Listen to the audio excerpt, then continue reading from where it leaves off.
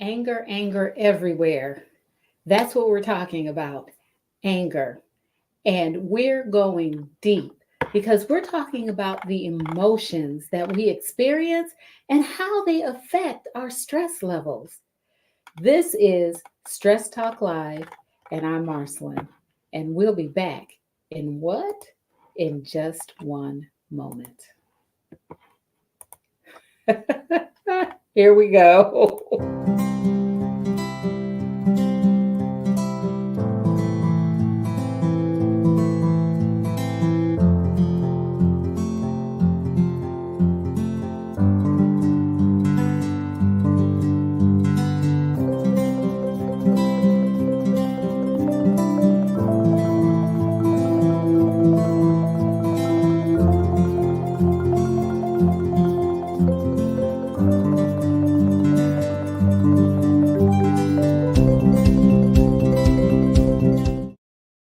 Hey there, I'm Marcelin, and you are inside of Stress Talk Live.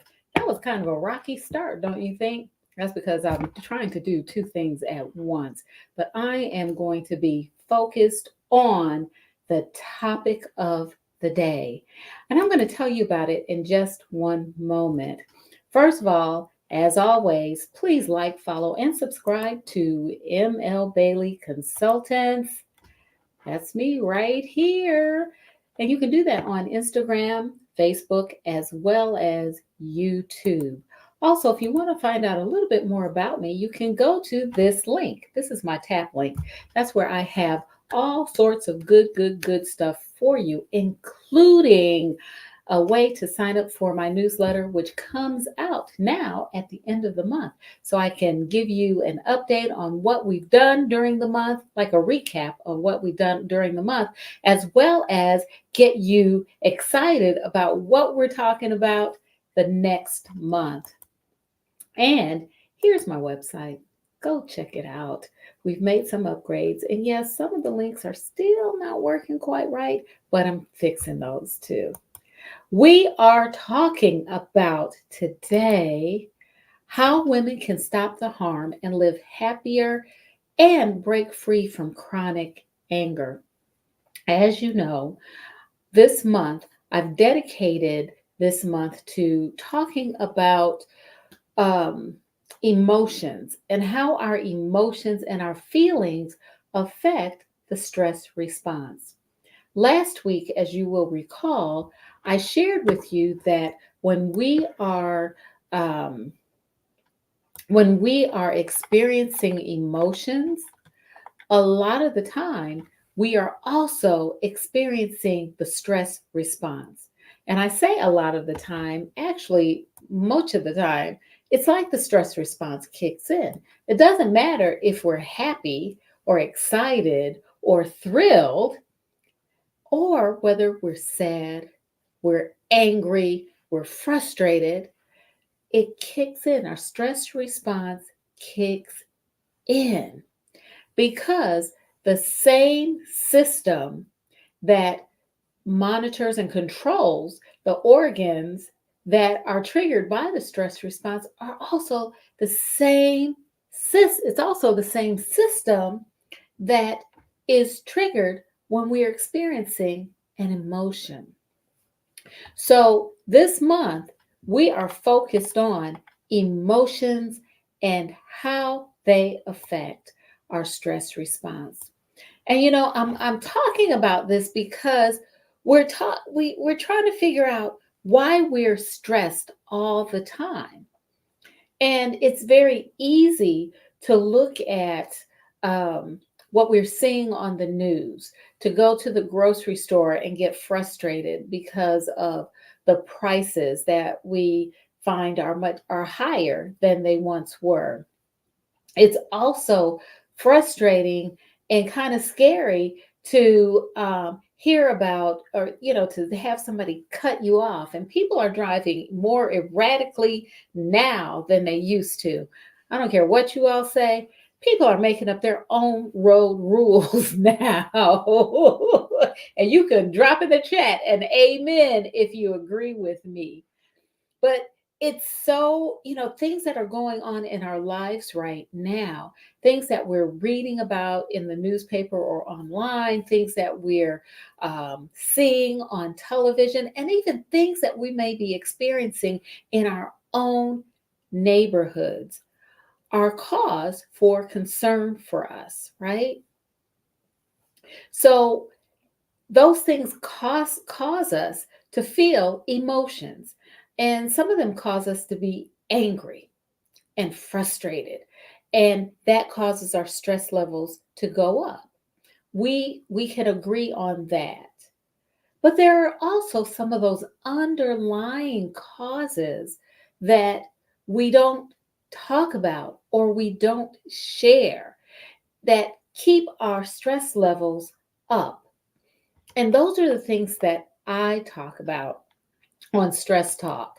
I want you to understand that when we talk about stress and we talk about the harm that stress causes us, the harm to our physical health, our emotional health, as well as our mental health and our well being, we want to be more aware of those causes so that we can do some type of intervention, so that we can do something that causes us to be feel more relaxed or to be able to release the stress in a healthier way. Today we're talking about anger, and I want to focus primarily on chronic anger. So what is chronic anger? Um, in the intro, if you read the description, I talked about anger that's simmering just below the surface. And I was thinking about water that boils, and how we could have water in a pot and it's just there. We haven't turned any heat on to heat the water up. But as we turn the water on, we can our pot of water on, we can set it to a temperature where the water is heated, but it's not boiling. It's not cool, it's not cold, but it's at a temperature that we know is simmering. All we have to do is really tick that temperature up just a little bit, and the water will start a rolling boil. But it's important sometimes to keep water at a simmer so that it's not, so that it doesn't overcook the food that we put into it, so that it doesn't cook it too fast, but it's cooking it at a slow and steady pace.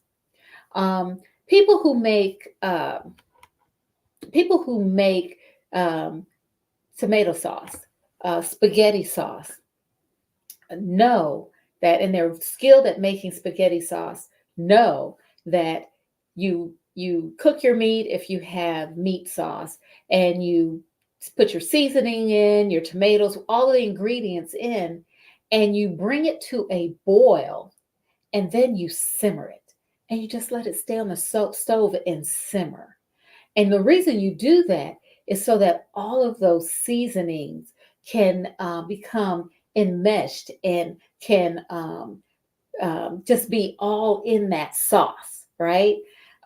So you want it to simmer. You don't want it to boil because you overcook it, you'll burn it, and you want to make sure it's at a certain temperature for an extended period of time, because it helps all of those flavors to permeate the sauce, all of those seasonings to permeate the sauce. When it comes to anger, however, when we're simmering just below the surface, we're always at a heightened awareness. And we associate heightened awareness with what? The stress response. When we're alert, when we're scanning the environment, when we're trying to see what's going on so we can protect ourselves, we are heightened. We're always looking out and paying attention, and our senses are very are heightened, right? We can see better when the stress response is activated, we can see better. It's part of why, it's part of what the stress response does. We can hear better. We are poised and ready to fight or flee. So, when I'm talking about anger that simmers below the surface, I'm talking about a type of anger that has us on high alert, ready to take action, ready to jump in there and fight, ready to run away if we need to. We're on high alert. Again, we're scanning the territory, making sure that there's no danger. And if there is, we can get ourselves out of the way. That's the type of anger I'm talking about when I'm talking about anger that simmers just below the surface. Another type of anger is that rolling boil type of anger. And I talked about that, right? When we cook pasta, and I don't know why I could just I guess I have I guess I have food, Italian food on the brain right now. But when we cook pasta, we don't put those noodles, that pasta in the pot of water until it's a rolling boil. And the rolling boil is it's just like that. When you look at it, it's like it's a roll. It's rolling. The water is tumbling over and over and over.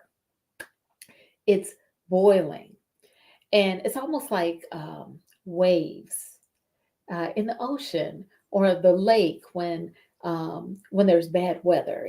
It's turbulent. So the water is turbulent. That's a great word, I think, for that.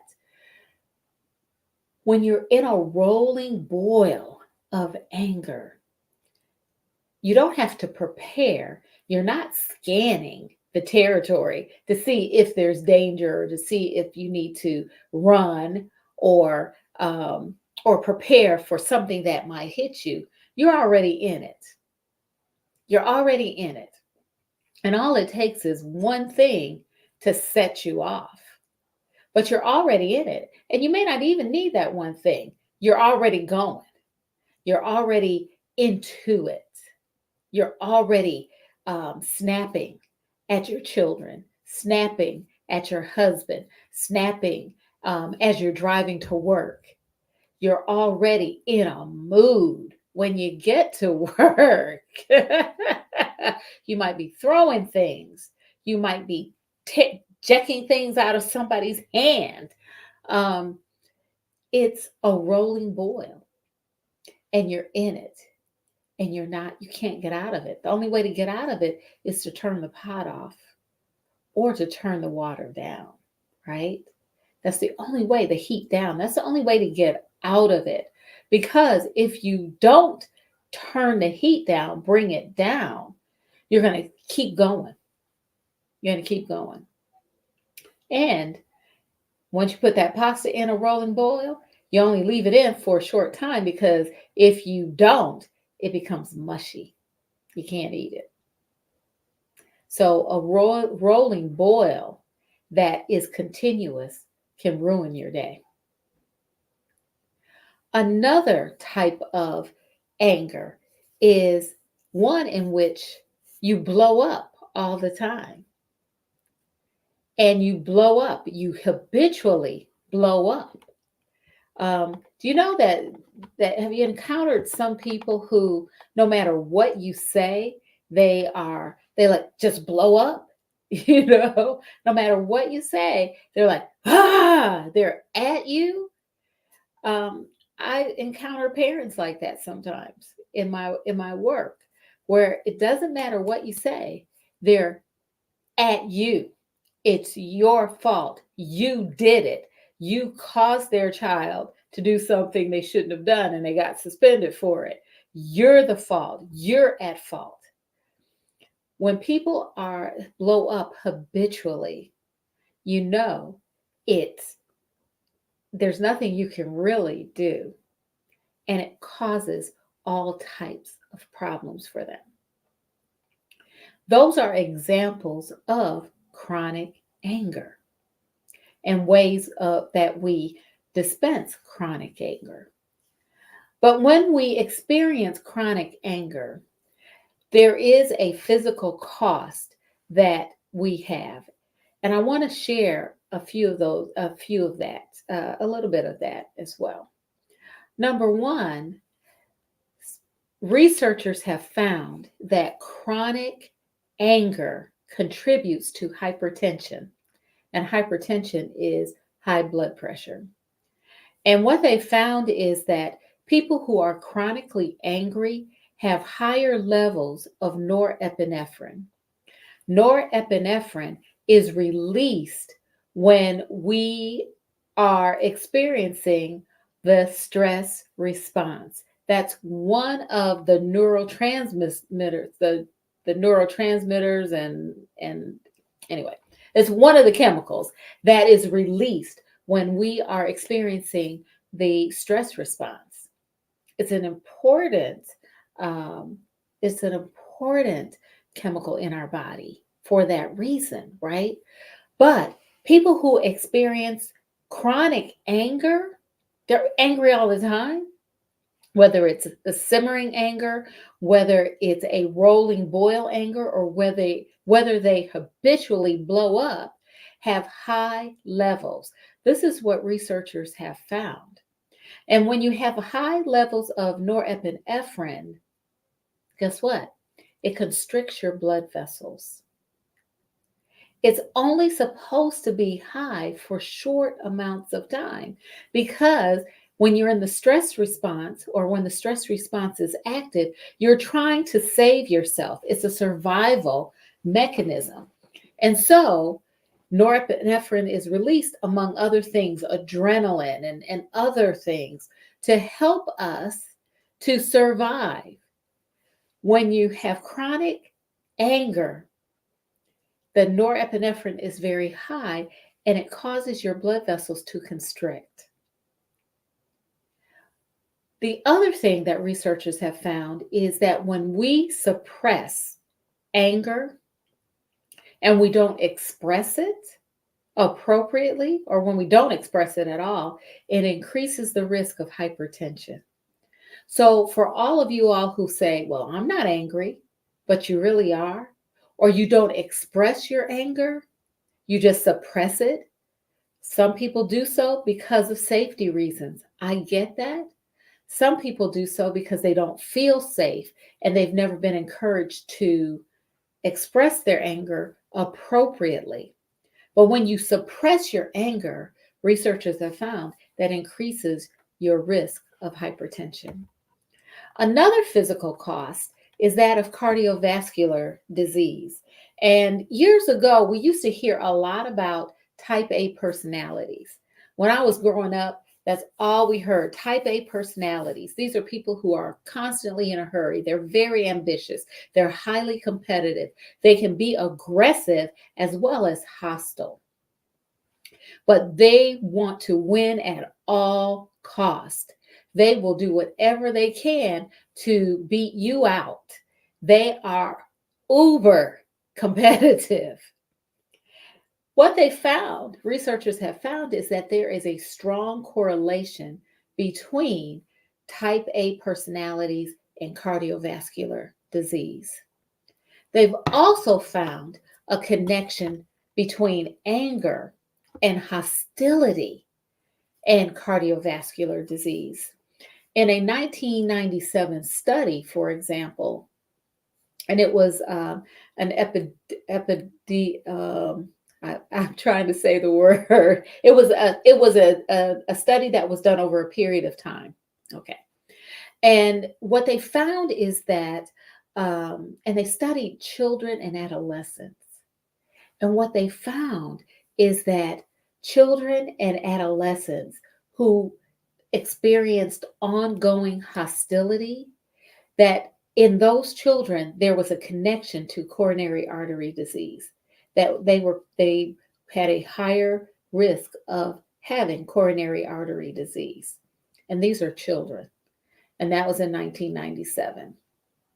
Okay, so a little over 25 years ago. Amazing. Not only that, what they found is that when people express hostility that in throughout, no matter what the age, there was a correlation between the expression of hostility and heart disease and coronary artery disease. So essentially, when your arteries have to work harder, they break down um, quicker. So there is a physical cost to chronic anger. There's also a work and personal cost to chronic anger, and I think we know that. In a 1986 study, 45% of men who claimed to experience chronic anger or hostility um, said that they either had to end relationships because of the damage it caused their relationships, their hostility caused their relationships. A 1992 study found that people who were hostile and experienced chronic anger also had a significant disruption in work as well as in their school. It is also known that people who experience hostility and anger chronically drink more and get drunk more often. And there is a correlation between anger and conflict in families, um, whether it's the family of origin or in someone's marriage. And this is all research. But there's also a correlation between anger and loneliness. People who experience chronic anger have a high incidence of loneliness because they are disconnected from their support system. And the reason being, they tend to be more cynical, they have unrealistic and demanding expectations, they can't recognize when support is available. And when support is available and they recognize it, the support isn't good enough. So there's a high correlation between people who are angry and hostile as and loneliness. So those are all the ways in which anger causes us harm. But there's benefits to anger too, right? So I want to give you that. I want to give you that piece as well. So we do benefit from anger when we release it. And when we release anger, it's a temporary fix. So when you have an anger outburst, you feel relieved. It's like, oh, it's like, thank goodness. Why? Because stress is a physical response. So when you have an anger outburst, you're doing something physical, whether it's yelling, hollering, moving your arms, shaking your hands, your fists. Some people punch walls. I know of people who have punched walls. It's a physical outlet and it releases all of that physical tension that you're experiencing. So, anger, when we release anger and we express anger, it does release stress because it fixes, it gives us relief, but it's only temporary. It also, we also sometimes use anger to hide our emotions. Now, is that a benefit? Not always. It can be very detrimental to us, but on the short term, it might be beneficial. Okay. But when we hide our emotions, especially using anger, it contributes to suppressed emotions, which we know does what? It contributes, suppressed emotions contribute to high blood pressure. And it also can be habit forming. So, again, that's where you have that habitual anger outburst, which is not healthy. So, how can we stop the harm? And I want to give you, I'm going to try to show this to you, and I'm going to share, see if I can share my screen with you right now. Let's see if I can do that. Let's see. Yeah, I'm going to share it there. I could share my screen. And I'm just going to do a little slideshow here. So what can we do to, um, what can we do? What are some of the things that we can do to stop the harm from this chronic anger that we're experiencing? First of all, we want to take an introspective look at what causes us anger. What is contributing to our anger? And I took adapted these questions from the Anger Control Workbook by Matthew McKay and Peter Rogers. And what they suggest is that you create a chart so that you are monitoring what you are doing, um, that might contribute to your anger. Essentially, what they suggest is that you take a sheet of paper and you do a couple of things. You make columns. You make 6 columns on this sheet of paper. The top first column is pain and stress, where you are actually documenting the types of stress or pain you experience that lead to the anger outburst or your experience of anger.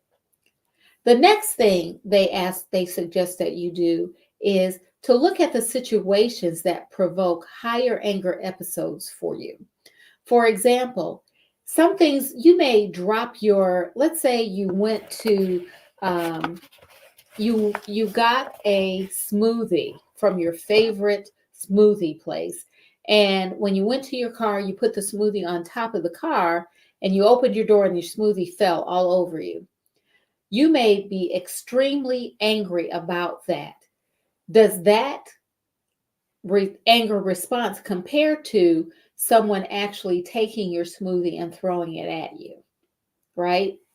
So they suggest that you look at the situations that provoke higher anger episodes, higher experiences of anger. The other thing that they suggest is to look at the thought triggers that anger you the most. So what are you thinking? What thought comes to mind that triggers that anger response in you? And make a note of that. And then you want to compare. What kinds of, do you respond differently to these different types or of anger, these different situations? Or are they about the same? So they suggest that you rate them, give them a percentage on a scale of 1 to 10. How angry were you, or were you, how angry were you on that 1 to 10 scale, where angry, being extremely over the top angry is 10, and one being right? And then they suggest that you look at whether the way your anger affects others concerns you. Does it bother you? When you see how they respond to your anger, does it cause something in you? Does it trigger something in you? Does it concern you? Does it make you feel as if you need to do something else? So these are a few of the questions that they suggest you answer in each column.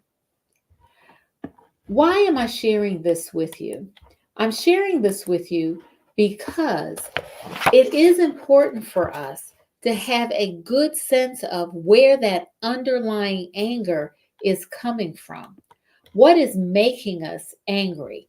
Is it just that we dropped our smoothie on us?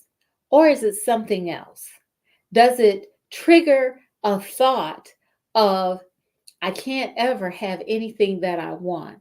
Or, well, gee, I just spent my last $6 to get this smoothie and now I don't have it. Is it, I don't have my $6 and I don't have the treat. What is it? What's triggering it?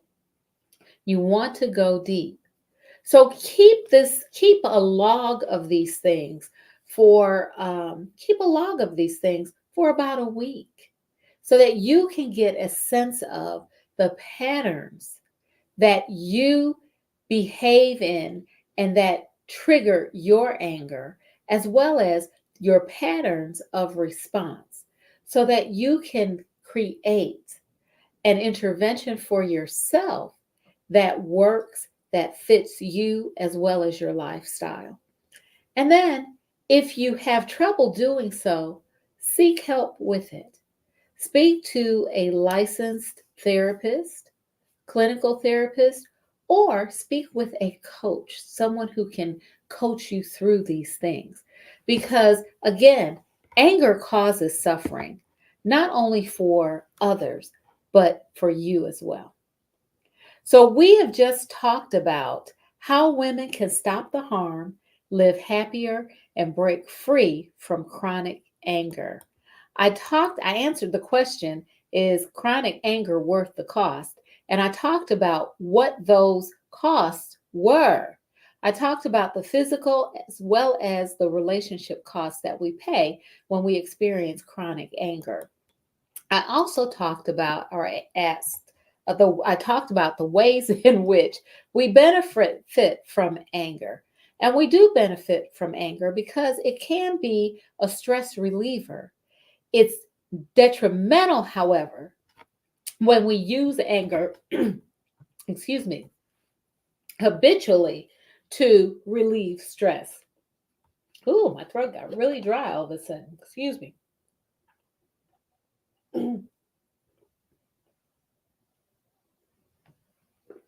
Okay. Excuse me. So we did talk about ways in which we benefit from anger. And then last, I suggested that you keep an anger log. Perhaps tea will help. I suggested that you keep an anger log, and I provided several questions.